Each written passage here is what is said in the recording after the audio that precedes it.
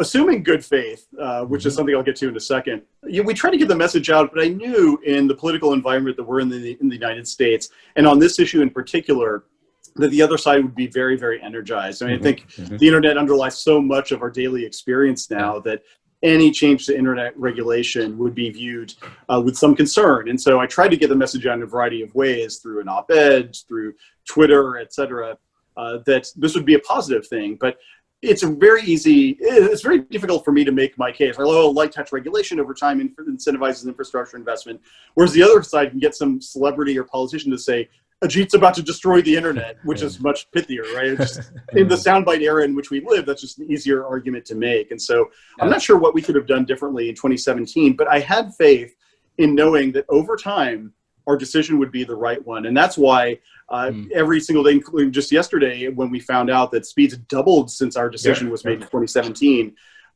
we are going to tout that, because these ridiculous predictions were made. And what I will say, assuming good faith, a lot of people now, I think, have come to realize that it wasn't that big of a deal. One of my favorite things to do on Twitter, and I would encourage you to do it as well, is just do a search for net neutrality, whatever happened with on Twitter.